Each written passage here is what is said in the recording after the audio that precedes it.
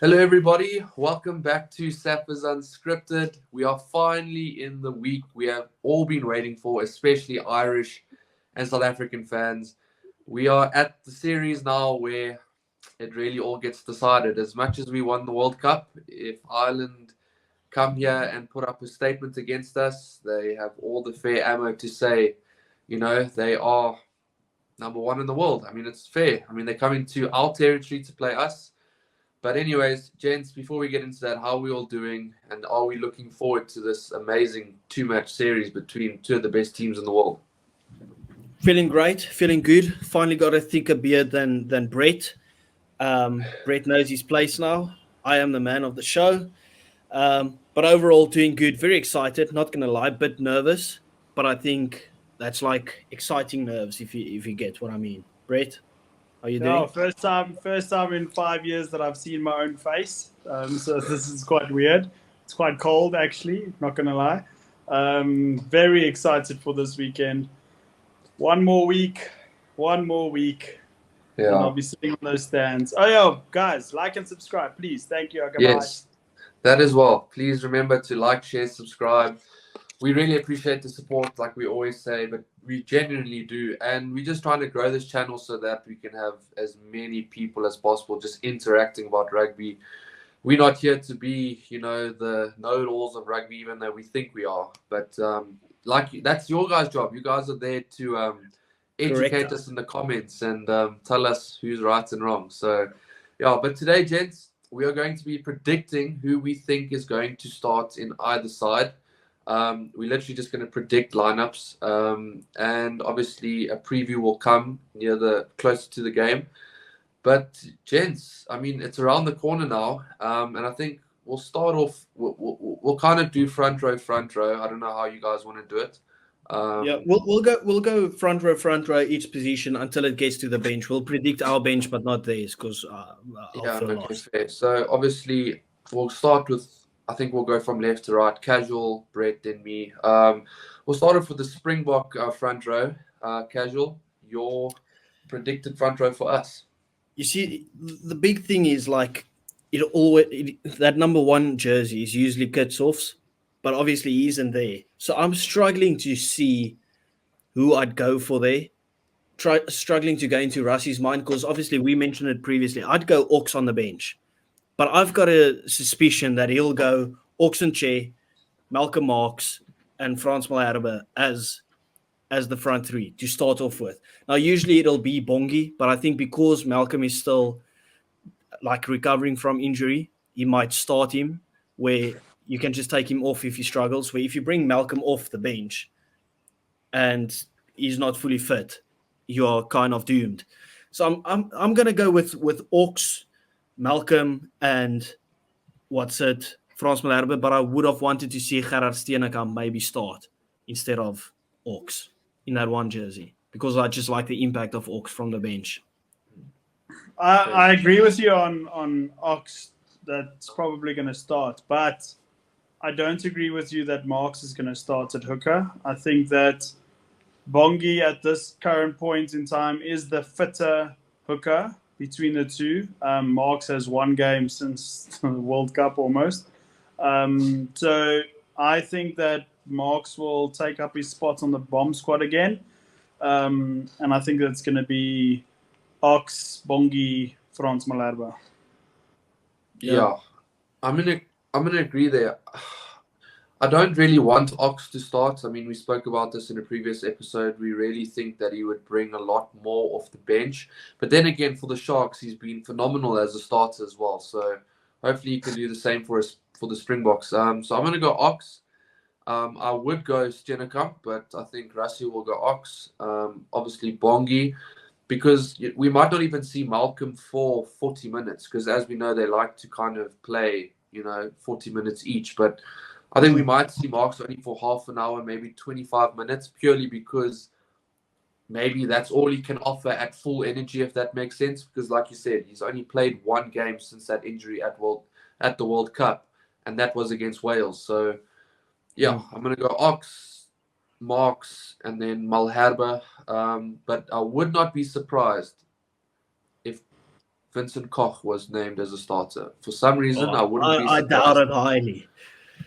Look, I wouldn't be surprised. It's just one of those things where you kind of. But then again, Rusty just trusts his guys, and he knows kind of your form goes out the window when you play for the Springboks. So yeah, I think, as I said, Ox, Marks, and Malherbe, and then casual. The Irish one's pretty easy. Yeah. It's going to be Porter, Dan Sheehan, Tide Furlong. We'll see. No, I think their full lineup will probably be pretty predictable. Like, you know who's going to be on the field. Like, you might see maybe one or two surprises every now and again, but overall they've got a pretty solid team that they'll just trust to do the job for both games. So it's going to be those three. Actually, just going back to, sorry, Brevin, what you said there, you've just like tweaked with my brain a little bit here. That I think you have a very valid point that Vincent Koch might start above Frans Malherbe. Just maybe to change things up a bit to make it look less predictable, shall I say, and maybe the preparations for that has to change, because Malherbe would be a more defensive tight head than Vincent Koch, and Vincent Koch would be the more attacking, running pods, like one of those players. So maybe the whole game plan changes, that they taking a two channel, like break through the middle type game plan, other than a just set up and play phase. So I'd be very surprised, because I can't see France really making a massive impact from the bench. I think the whole thing about the bomb squad is you bring on chaos from the bench, and that's what Vincent Koch kind of gives you. Like, that combination of France starting and Vincent from the bench is kind of perfect in my head. So I can't see them switching it up. I agree, but wouldn't you think that the best tight head prop, you struggled against Vincent Koch for 45 minutes in the game, and all of a sudden the best tight head prop in the world comes onto the field? That breaks your morale. That just crushes you. I mean, yeah. We already know that the Irish front row will probably play more minutes than the South African ones, because their drop off in quality is a lot bigger than our drop off in quality. So maybe you have a point with that. But if you're asking me, you've got Tad Furlong and Porter scrumming, who I would want to go up against them. It would be France, and then give Vincent Koch, because obviously Vincent's scrumming is good, but it's nothing close to Frans Malherbe's. You give Vincent Koch a better chance. Like, I wouldn't want to give their main guys that will play a lot of minutes on the pitch, like, kind of the mental win in saying, okay, we'll give you Vincent Koch. Have them go up against France and then bring on Vincent Koch when they are a bit more down on energy. That's just the way that I see it. But yeah, I do get your point. I fully get your point. Yeah, I think the only reason I raised that point is purely on the fact that we've seen Vincent Koch start a lot more games for the Sharks than we've seen Frans Malherbe start for the Stormers this season. And obviously, Frans Malherbe came into the Stormers a bit later than a lot of the others, due to I think it was injury or whatever it was. Yeah, it was. It was injury. So yeah, you never know. It's Rusty does have his things, but I think Rusty, he does have his tried and trusted. So you'd probably predict it would be Ox, Marks, and Malherbe, but I wouldn't be surprised if Koch is named there. But then, I completely agree with the Irish front row. I think it's definitely Porter, Sheehan, and Tad Furlong. But then, Brett, you're in agreement with that front row for Ireland as well? 100%. 100%. Now that you mentioned Sheehan, I do think that it would be a perfect opportunity to shut the critics up and let Mark start the game, just to prove that he is better than Sheehan. But at the end of the day, I feel like they're two completely different hookers. Like, just each one has their own game. But anyway, let's keep it moving. I think locks are pretty simple to predict for South Africa. I think Etzebeth and Mostert, are we all in agreement there? Yep. 100%. No problems there. Yeah, and then looking at Ireland, I think McCarthy will start at 4. With Burn. He's so good. Like James Ryan is pretty good, and the way that McCarthy has just made that Ryan has absolutely no place in that team. That just tells you he's good. Going 5 lock, would you guys go Ryan or would you go Tad Burn? I'm going Burn. to Burn. Yeah. Yeah. Line out disruptor. But not just that. You need he's also a more level-headed person, and if you're going to start McCarthy there, you need somebody next to him that can say to him, "Listen, bud, I know you're a little bit of a spring chicken and a loose head. Let's not literally loose head position, just loose head. Then he'll need to take him under his wing pretty much. So I think that Burn and McCarthy, but McCarthy's a big threat because the Oaks on great form. Yeah, the Irish thing is they've got so many good combinations, but I don't think any of their combinations get close to as good as McCarthy and Byrne. And I'm talking in terms of positions, their centre pairing complement each other nicely. Usually their 9 and 10 complement each other. Their forwards do as well. But I think that is their strongest pairing. That McCarthy and Byrne is brilliant. They complement each other so well. And both of them are a threat. McCarthy, obviously, physicality-wise, Byrne runs dangerous lines. He's a line-out disruptor, maul disruptor. It's just a pest on the field to deal with. And McCarthy has a sick mullet. Sick mullet. Yeah, he also has a cool fashion sense. I mean, he rocked up to the airport in rugby socks and a rugby shorts, and he's ready to play from getting off the plane. So, yeah, pretty cool out by the looks of it. But, yeah, I think there's definitely... I mean, McCarthy's for sure, and I think Tad Burn probably definitely edges it over Ryan. There we go into the loose trio for both. This is where, for the Springboks, it gets a bit interesting because... Well, obviously, Rassi said Sia's going to start. So and he also said he's going to be captain. So yeah, I mean that's kind of the one place where we thought we might see some changes. We thought, will we see Kwagga Smith in that 6th jersey or something like that? But the fact that he's come out and said, or even let's say Marco van Staden, but now that he's come out and said it, it's kind of made it plain and simple. It's going to be Sia, it's going to be Pieter Steef, and then the 8 is probably going to be between Rust and Kwagga. It's between Kwagga and I'd rather have Kwagga on the bench. You going Kwagga? Guys, the back 3 is going to be Sia Kolisi, Pieter Steef, and Kwagga Smith. If Bongi starts ahead of Malcolm Marx, you need a fetcher to start the game. Neither Sia Kolisi is a fetcher, Pieter Steef is not a fetcher, and neither but both of us said Malcolm starts. So but I'm saying, or maybe they want 2 fetchers on the field for like they did when Kitsov started and then Kwagga came on. There was always 2 fetchers, so Kwagga is going to be the 8 for this weekend. Mark my words, Kwagga is going to be the 8. Yeah, I think you know what. I think Rassi goes off experience here, and obviously Kwagga's done it against the British and Irish Lions. He did play 8 against them. So I just think that Rassi knows that Kwagga can do a job at 8. And it's a big series. As much as we banter Ireland and whatever, this is a big series. There's a lot on the line here. So I think he goes with his experience, definitely. And I don't think Roos makes the 23. I mean, we can get to that in a later stage.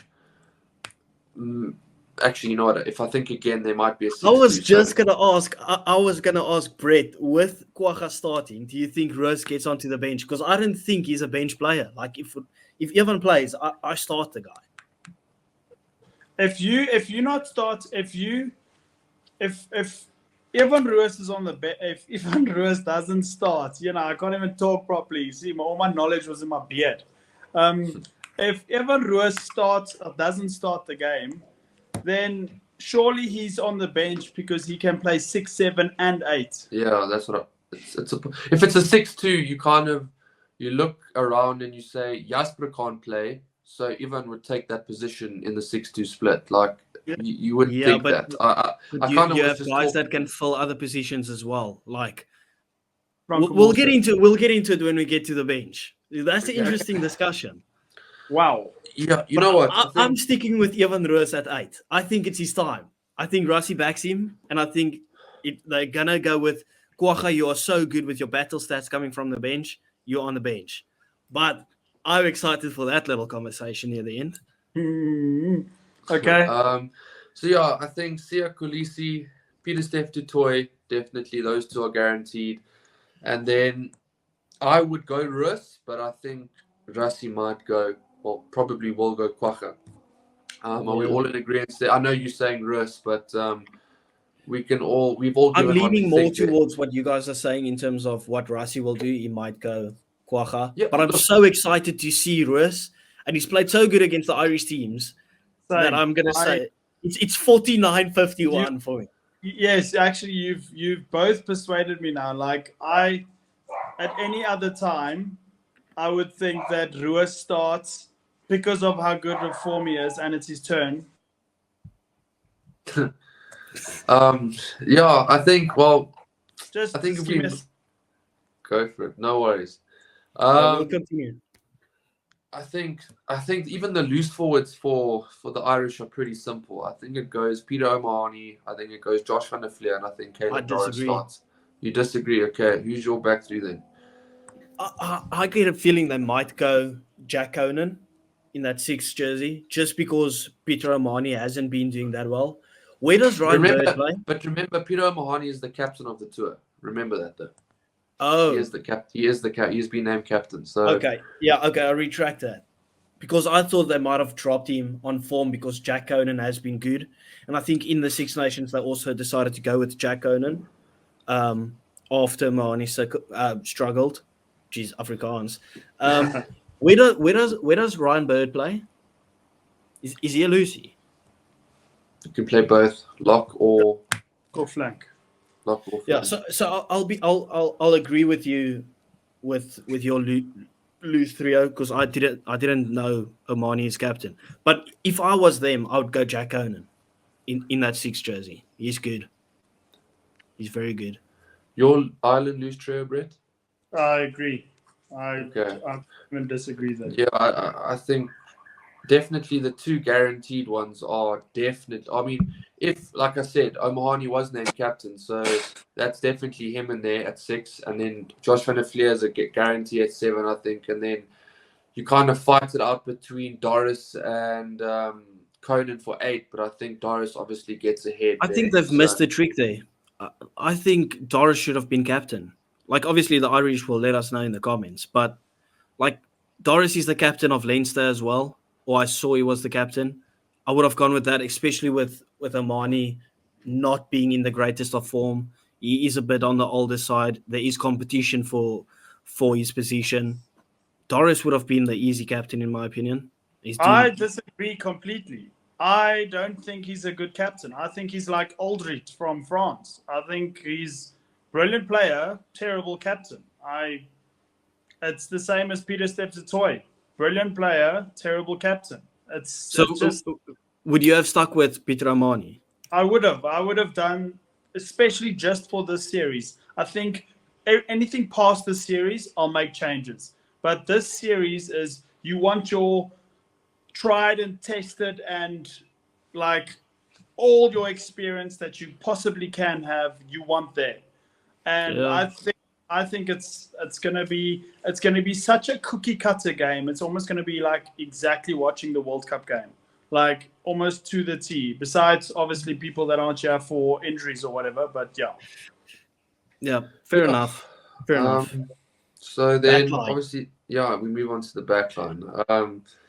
So obviously, I think the straight up answer to the Springboks. Actually, it could depend. It depends on how you think Russ is going to approach this. I personally think he goes with Fafa and Andre. I don't think he changes that up. I disagree. I disagree. I also disagree. And I don't think he's going the way that we want to see it. I don't think we see Reinach and Sasha. I think we see Reinach and Mani starting this game. He's tried Mani before. He's going to back Mani to do it. This is not what I want to see. What I want to see is Reinach and Sasha, because Sasha deserves it. He's young, but I think they go Mani. Sasha will be, maybe he's not in the 23. I don't know. Maybe the second game. But I think it's Mani and Reinach to start. Fast-paced. Get that running moves going. And then if you have to save the game at the end, then you bring on Andre. That's what I'm going for. Because you don't want to take off Andre and then bring on Mani and have him kick. But remember, we're probably most definitely going 6-2, which means you kind of need a back on the bench. Yeah. You can do whole back line, not just 10. Yep, I know. But I'm going... well, if we're doing 6-2, it'll probably be... it's so tough. Because if we're going 6-2, I'd do Reinach and Sasha and then Andre on the bench. But if we're going like 5-3, which I doubt, because I can't see just Andre on the bench. Go 5-3. Yeah. Yo, guys, this is probably the biggest headache that we could have had, because in a previous episode we said we want Reinach and Sasha to start, but now you've raised Reinach and Mani to start, and then also there's obviously the Faf and Andre debacle as well. But I personally think it's going to be Faf and Pollard with Reinach and Sasha on the bench, and Mani doesn't make the 23. Yeah, I don't think Mani touches a minute of the series. It's either going to be that, or it's going to be Mani starting with Andre on the bench. If you get what I mean. I don't see them. Doesn't make sense. I don't see them starting Sasha over Mani, but I don't see Mani getting onto the bench above Sasha, because but then if Pollard's on the bench, who's on the bench with him? You're not going to put a number. Why? Why would you put a 9 and a 10? Two specialized players. Because, firstly, if you've got Faf there, you don't need Pollard, because Faf could slot into 10 if need be. So why would you? Yeah, but we've seen it before, Brett. Yo, guys, Pollard starts against 100%. Just World Cup semi-final. Yeah, we got away with one there. Let's just remember that. Got away with one there. But yeah. But I'm going with what I want to see. Reinach, Sasha, Andre, and Faf on the bench. I would agree. I would want that as well. But so I think you kind of want to build scoreboard pressure early on. You want to earn early penalties. Don't be surprised if you see Mani. I think that's a horrible call. Look, I won't be surprised. I just don't think the guy cuts it. I just don't. But that's just me. Yep. But this is not what we want to see. This is what we're predicting. Yes, but also I think this, especially because the whole country, majority of the country is still very upset with how Mani handled that quarterfinal against Glasgow Warriors. I still think that lots of supporters are going to be very pissed off if Mani gets the nod over anybody for that matter. So yeah, I think the safe thing to say, and if we know how Rassi thinks, it's going to be Faf and Pollard, because that's tried and tested, same theory as what I just used on Peter Omani. And then Sasha on the bench. Correct. I would have you know what is a bit of an advantage to Sasha is the amount of hype he's got after that performance against Wales.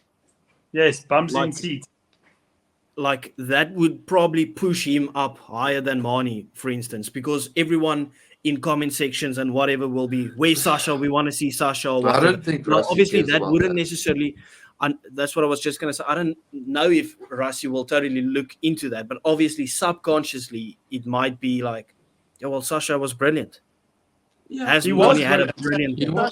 Sasha can obviously he can play 10. Obviously he can play 15. That's why he played 15 in the quarterfinals. Because I think that was not Dobbo saying, "Hey, put Sasha at 15." That was Rassi saying, "Listen, I need to see this man at 15," and he played 12 in the beginning of the season before he got injured. Perfect Damian Willems replacement. I think when Willems comes back, he's 10.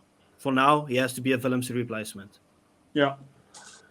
Yeah. And then obviously moving to the Irish 9 and 10 combo. Casey. It depends how they want to. Yeah, I think Casey starts, and I think Crowley obviously takes the 10 position. Yeah, that's pretty straightforward.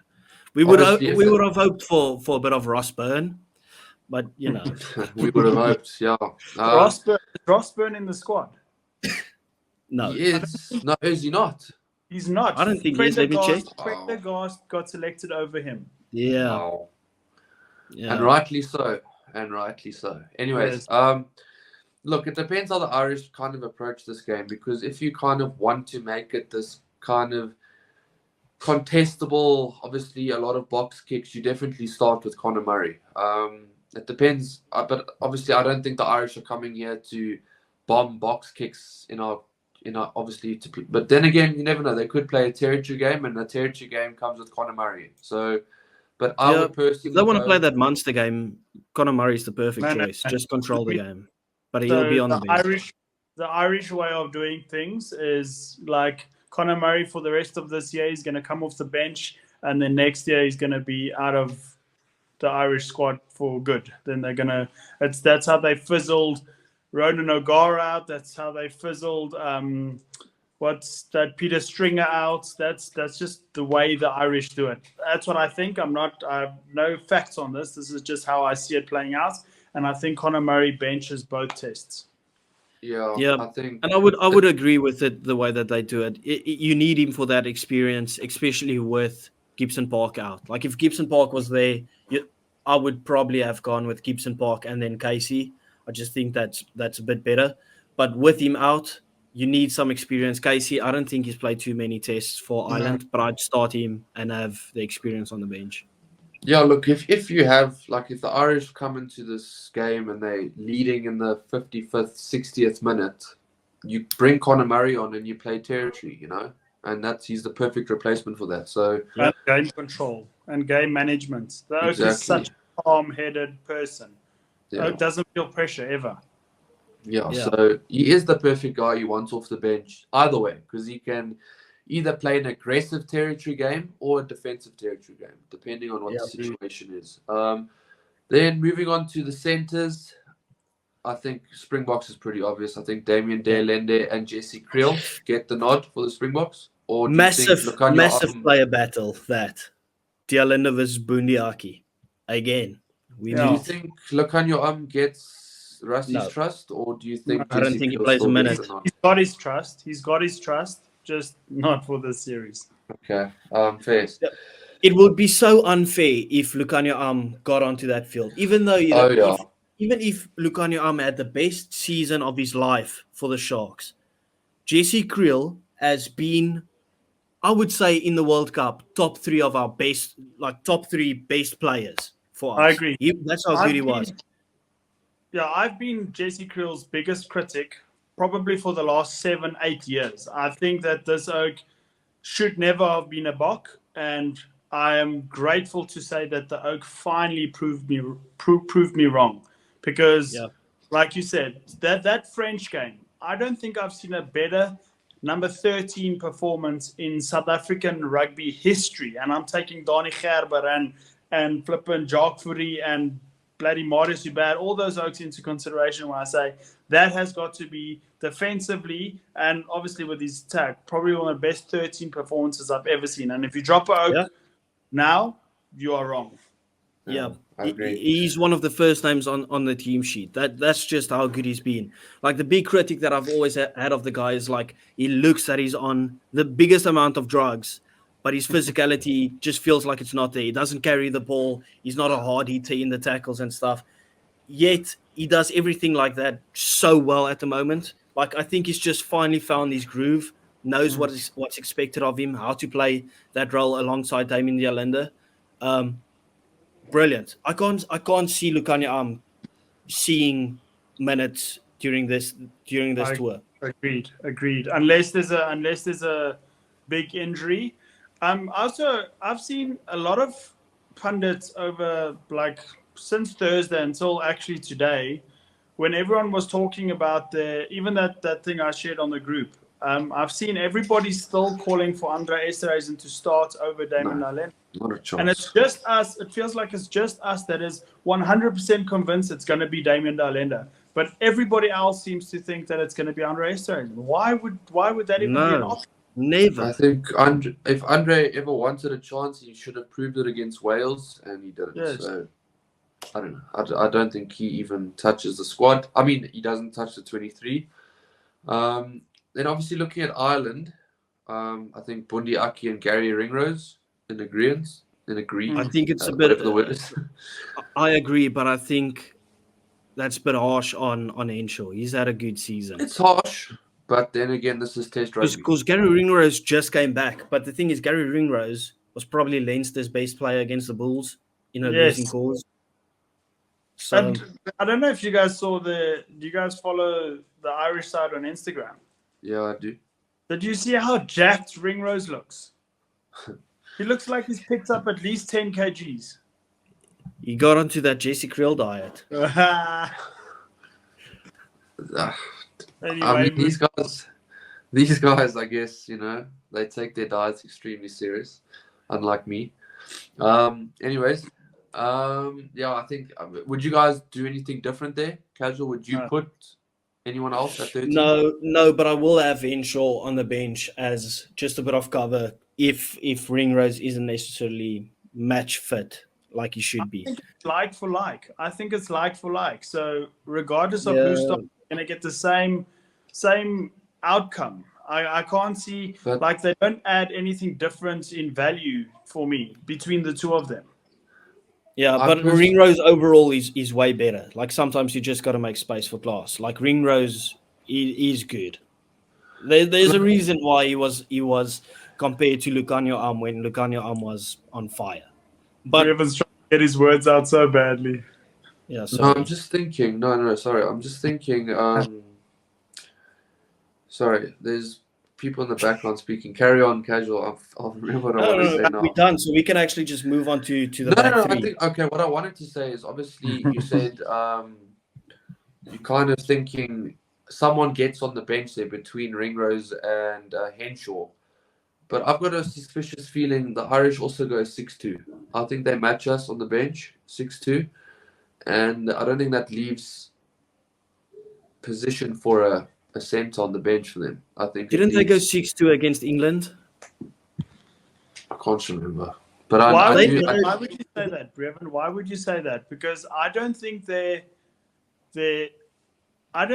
front row comes off until the 70th minute. I don't think their locks come off at all. Because of the drop off in quality, yeah. Yeah, I think they go 5-3 personally. That's just my personal opinion because of how influential their starting 15 is. It's almost if they could, they'd play them all 80 minutes. Yeah, they've got about 3 good subs or 4, and that would be Finley Beam isn't the worst necessarily, and then I think Ronan Kelloher is okay, but they'll play Dan Sheehan for way longer because obviously he's so much better than Kelloher, but he's not the worst drop off necessarily. James Ryan will come on, and then obviously Conor Murray. The others are just like meh. So if I was Ireland, don't try and match what South Africa does. Just play your own game. That's kind of what got you that massive win record. Like just stick with what you've done before, because they don't have those. I just think every position except for Frawley. Obviously, we when we played them in the World Cup, we went 7-1. And I just think we won't do that again. No, we won't do that again. But I think it's a different story at Loftus. I think they will have to use subs. Like I understand altitude, yes, I get it, but this is test match. This isn't the Bulls that are playing. This is the Springboks. It goes up 2 levels. So I just think they're gonna have to match a lot up front. If Furlong and Sheehan and Porter can last 70 minutes at Loftus at test match level, then fair play to them. Like absolutely fair play. But at test match level, it's tough. Like it really is. So that's why they came down so early to acclimatize and stuff. But and they've been training up the road at this St. Peter's school. Yeah. So I think they're going to be well equipped, guys. They're not going to be underprepared for this test. They are. I watched some of their fitness routines the other day. I actually was there, physically there. So they're taking this extremely seriously. Like doing a fitness routine so hectically. But also, I want to just go back to our bench quickly. If we do go 7-1 split by any chance, that means I know, but that means Kwacha does not start because he'll be the back and forward reserve, and then Sasha is on the bench because you're not gonna put on a because Cheslin could go to scrum off, so they wouldn't worry. So stuff like that. It's quite an interesting one. Okay, move to the win. I think back three now. I think for us it goes Cheslin, Orange, Willie. Sorry, I went blank there, but 100%. You'll see no surprises there. Zero surprise.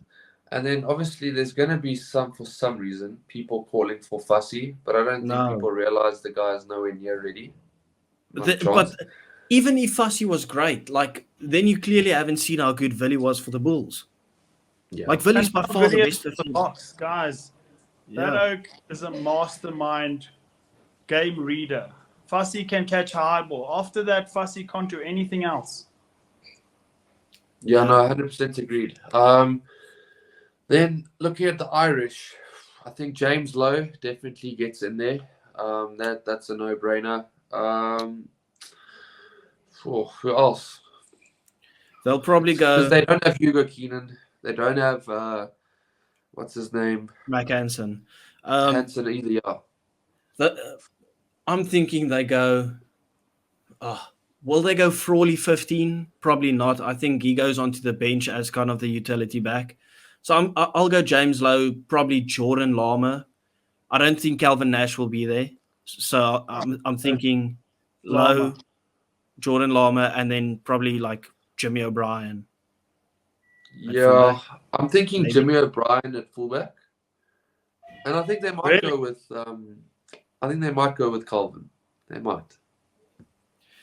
He's played a couple of tests. Look, but Lama had a good season. They're actually quite screwed at the back. At the back, it's quite rough for them. I'm not going to lie. It's not looking great. Obviously, I think Hugo Keenan's a massive miss. Massive miss for them. But I think James Lowe's going to have to take up a big leadership role at the back there. Because... I'm being serious. Best choice would probably be to go Jordan Lama, Calvin Nash, and then James Lowe at fullback. He would be a great fullback. He would. That's a way better choice, in my opinion. He's not a wing. I will die on that hill. I don't think he's an international player. I think he's going to have to take up a senior role in the back three there because, they unfortunately don't have two of their starters there, so that's unfortunate. Just out of curiosity, how long has Hansen been out for? It's been forever, I swear. Yeah, but he's got a massive injury, if I'm not mistaken. Oh, was it? I was going to say the semi-final of the World Cup, but then I just remembered that Ireland doesn't play in semi-finals of World Cup, so it wasn't then.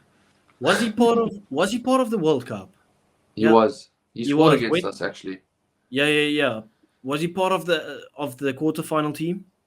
No, I think he got injured against us. Didn't he get injured against us? No. I don't actually. Look, I can't remember. The guy's been out a long time. I do remember. So, But then anyway, I think considering we're thinking 6-2 for the box, I think we'll just do the box bench quickly.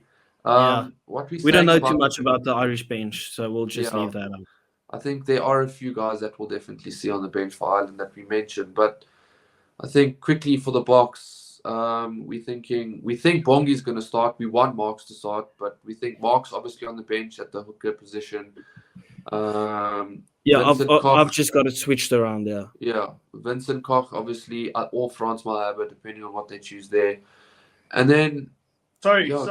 On that, I think yes, Malherbe starts. Vincent Koch on the bench as loose head prop, and Thomas the Toy on the bench as tight head prop.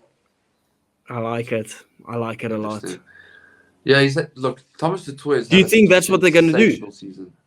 Could, because Thomas the Toy and Vincent Koch both started their careers as loose heads. They are both good. Do we see a Trevor maybe getting in there? That's what I was going to say. I think they might rather go Trevor, tried and trusted. He can play both.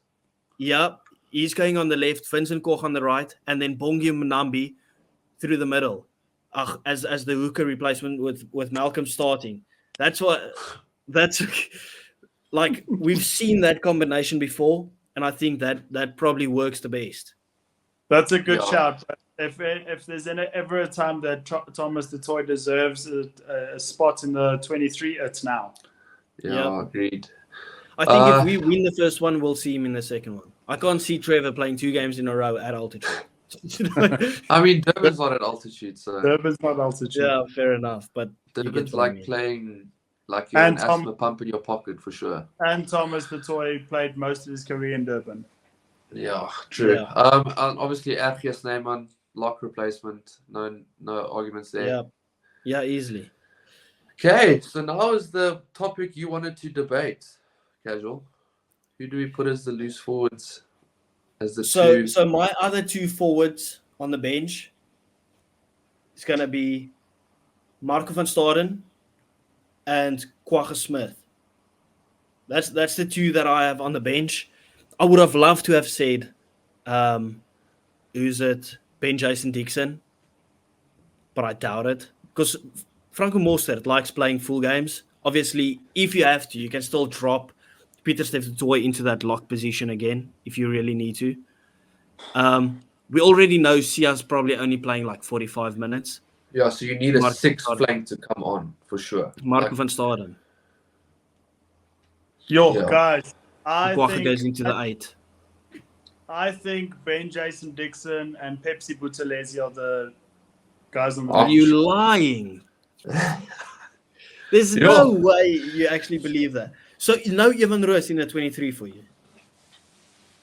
Well, obviously, if we're going, because you said Kwagga starting. Yeah, true. Okay, I said okay. Then that's Ben Jason Dixon and Evan Roos.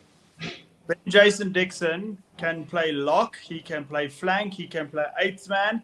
Okay, he can play open side flank and he can play 8th man. But also, to close the game down, the guys pretty much, this is considered his debut because the Wales game was not considered a debut. It was, but it wasn't because this is proper rugby now. You need somebody that's going to be extremely hungry and somebody that's got one of the highest tackle rates in URC. I mean, Ben Jason Dixon, I'm an advocate for him. I'm going to stick with that. So your feature will just be Malcolm Marx coming from the bench. Yes, but you don't necessarily, you wouldn't need a fetcher to close the game down. That's when it comes down to crunch time, defend and attack out wide. It's going to be go from a 3-2-2-1 to a 3-1-1-3. Guys, that's my shout, and I'm sticking to it. Okay, Brevan, who's your final team? Marco van Staden and Evan Roos on the bench. That's going to be my final 2. Just purely because Evan Roos can play 6 or 8, and Marco van Staden can play 6. So yeah, fair enough. Yeah, I'm starting to sway more to Kwagga starting. Like I want to see Evan starting and Kwagga on the bench because I just think that's the impact that he brings. But the more I think about it, I do think Rassie will go Kwagga at 8. And he kind of deserves a start. And then, obviously, the scrum half and fly off, depending on who we picked, it's either going to be Faf and Andre or Reinach and Sasha, depending on whoever starts. I'm going Faf and Andre on the bench. 100% think that player 23 is going to be 100% Sasha Feinberg and Gomazulu. No, it's going to be number 10. All right, so obviously, gents and ladies, if there are ladies, thank you for joining us for this episode where we kind of try and get into the mind of Andy Farrell and Rassie Erasmus. Very difficult to do, but we tried. So obviously, Springboks will most definitely announce their side on a Tuesday, as usual. As for Ireland, not 100% sure, but we will soon see how correct we were. But until then, please remember to like, subscribe, share, comment, tell us how silly we are or how correct we are, whichever one you want.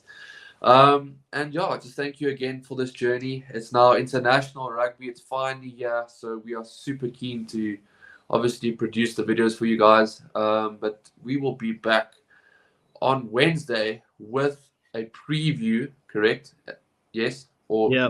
Preview. a preview to this insane game that we are literally calling one of the biggest. It's crazy. Like, we've literally played a World Cup final and we're already going into a game that is so important. It's crazy. One of the biggest games in modern times, I reckon, because this game is just going to be insane. So we It's appreciate behind you guys. every South Africa versus New Zealand game, but it's a big game in modern history.